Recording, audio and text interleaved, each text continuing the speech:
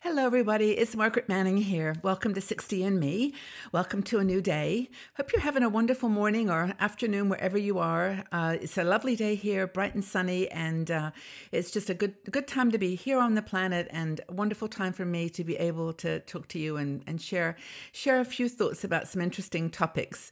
We do these every day, and I invite you to also check out our website, which is 60andme.com, and also we've got a lot of other channels now. So if you go to 60andme.com/start, that tells you all the different places that you can find us on YouTube and Twitter and Pinterest. We are doing a lot of cool stuff. So thank you for your support. We've been here now 4 years, almost 5 years, and I can't tell you how much I value, your participation and just your willingness to try new things with us. And we're always listening to your advice and to your suggestions. So always keep them coming, okay? So anyway, tea. This morning I'm drinking it's Twinings tea. It's Lady Grey. Now, the history of Lady Grey is really interesting. I'll tell you very briefly because it's only produced by Twinings, which is a very traditional British tea company. And they, of course, made English breakfast tea for years. And then they brought out Earl Grey, which is just a variation of the black tea, English breakfast. And then they thought, well, they need something a little bit more refined for women for afternoon tea. This is in the days when that was important. And there was an English Prime Minister. His name was, what was his name? Charles Grey, I think. I'm looking at my notes. Charles Grey. And his wife was Mary Elizabeth Grey. And so he made a special tea for her. And it was made with the oil of the bergamot fruit, which is like a little orange. And then they added lemon peel and orange peel to it as well. So I think just having those extra ingredients apparently softened the taste a little bit and made it not quite so strong. So I'm having my bergamot oil black tea, Lady Grey. So I hope that you've got a cup of tea or coffee too, and that you're relaxed, having a nice day wherever you are. And I want to chat about fashion today. Just want to do something fun. By the way, I'm wearing one of my Bali tops I purchased when I was in Bali. I think I must have this thing in every color under the sun. I love it. It's like a poncho, and you can wear it like a scarf. You can wear it like a cover, like a poncho over your head.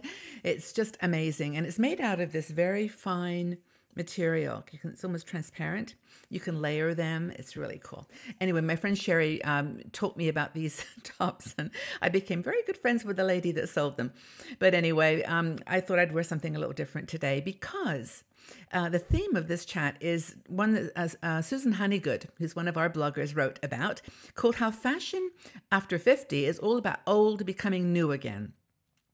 And I remember wearing shawls and ponchos and, sort of scarves that did different things when I was a young woman in my teenage years, and a little bohemian dresser. And it just reminded me of that kind of fluidity that you can get with fashion. But Susan says that every year she goes through her cupboard and she really does, the normal clean out things that she hasn't worn. She doesn't get hooked on seasonal trends, which I think a lot of us agree with, but we do have things that we know we love, and we're not going to give them away or throw them away because we're pretty confident it's going to come back around. And it has proven us right. Now, a lot of artisans in other countries are, of course, doing very wonderful work, and they've been doing historically traditional artisan designs for years. But a lot of the big shops are picking up on these themes too, which is challenging for them. But anyway, it's another story, because in the olden days we used to buy things from India or from Morocco, places like that. Those were the only places we could get some of this cool stuff. But now it's all coming back around. So I would encourage you to shop local artisans when you travel, and encourage people to do that, because they need to keep those traditions alive. I'm super passionate about that too. But anyway, Susan says that she has an instinct about what might come back around. And she talks about buying a Gucci flowered handbag. Well, I've never bought a Gucci anything, but I think Susan has a much more refined taste than I do. But she bought this bag 15 years ago. And now this year she bought a belt, almost exactly the same. 15 years apart. So I think that's something to be aware of with fashion, is that it comes back around, and it's okay to hold on to stuff that you just love. Another thing that's really popular right now is wide belts. Now, I don't wear belts that much at all, but they are popular, and you can wear them as just a decorative piece, not really to put around your waist. But, but they're back. They were really popular in the 40s, 50s, and now they're back, wide belts, and they're a really lovely decorative piece. So why not? Another thing that Susan talks about is Western style stuff is coming back. That used to be so popular. Do you remember the fringes? Bags made out of suede. If you go into Zara and some of those shops now, you'll see suede and really hippie clothes, bohemian clothes coming back into fashion.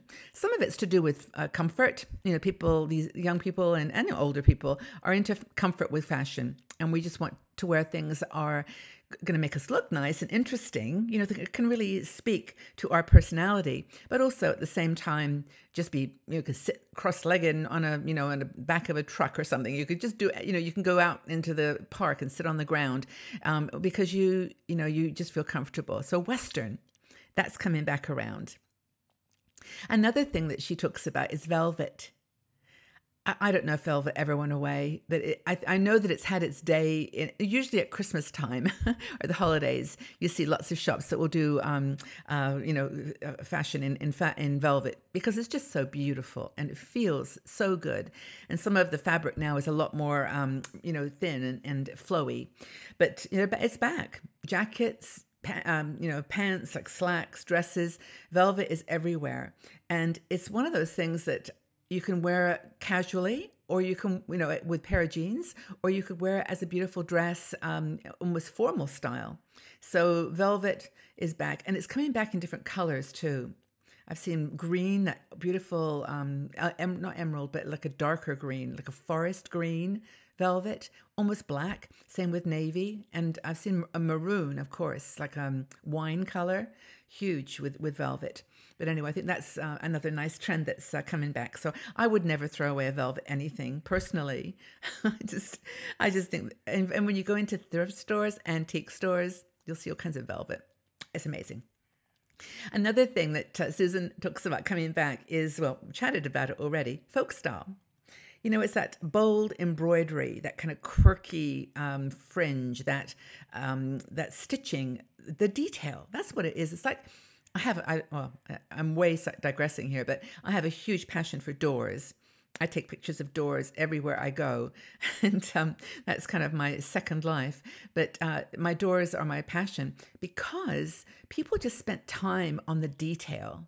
When you look at a door from medieval times or from, ancient time, you'll see that the corners, the edges, the detail, even the doorknobs and the door detail. Amazing. So same with fashion. Folk clothing to me had that sort of interesting detail to it that you'd look at it and think, oh my gosh, that's a really interesting piece of that's been added there, or they've combined a fabric with velvet with leather or some other combination. So for Susan, folk clothing is back, and I know. I was just keep mentioning Zara because there's a beautiful shop near where I live, and I was just amazed at the amount of artisan, ethnic folk material clothing that was back. And of course, it's festival season in Europe. I don't know about in the States whether this happens so much, but in the UK and in Europe, in the summer, it's like festival mad season, and everybody, young and old, goes to these crazy festivals, and they wear this lovely folk. It is like a Woodstock revisited, and some of you maybe went to Woodstock, but it's this is the thing about being 60 is that we do see a lot of stuff coming back around, and we knew it. It's nothing new to us. We actually lived it, so I think that's kind of a cool trend that's coming back. And then another thing, which we've already mentioned really, is capes and blankets and ponchos, these unexpected design elements. I mean, even these little tops and things like this that you can wear in different ways and just have fun with them. These kind of interesting shapes that are cover-ups, you can just wear anywhere. Those are really coming back too. And a lot of people love to bundle up on a cruise or if you're going on a trip, just have that thing in the car that's like a blanket that you wear that really, really makes you feel comfortable and you can, so that you, what am I thinking here as we're talking? So that you can kind of focus on other stuff. Like you don't have to keep thinking about your clothes. You can wear a really comfy big poncho or blanket cover, and it's okay. It just feels like, yeah, that's me. The last thing that Susan talks about is metallics. And we always have this conversation about metallics and older women and whether we should wear metallics. I've got silver metallic on my eyes today because I thought, why not? And, it's like, this is like maybe a rule, like after 60 something, you don't wear metallic. Well, I don't think it's probably for me to wear a metallic dress top to bottom, but I love little touches. A metallic top or a metallic sparkle. I know my little son, Max, whenever I wear my sparkly necklace, or sparkly tops, he's like, oh, wow. It's like little stars. He likes it. But, it's like, it is a trend and a fabric that does make people notice and think, wow, that person has some sparkle. That person has some glow.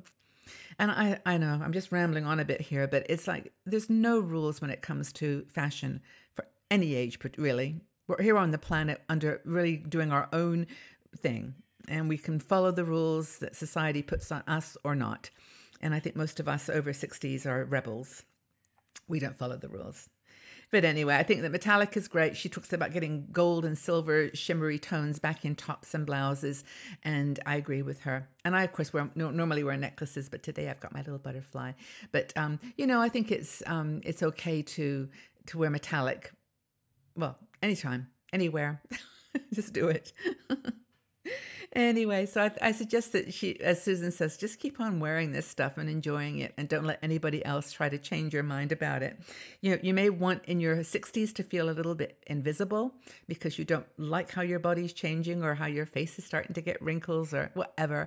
But you do at the same time occasionally want to sparkle, and you want to be very visible. And clothing can do that for you. It really can. So I encourage you to read Susan's article and see what she's suggesting. She's got a lot of sparkle in her style, and you might enjoy her approach.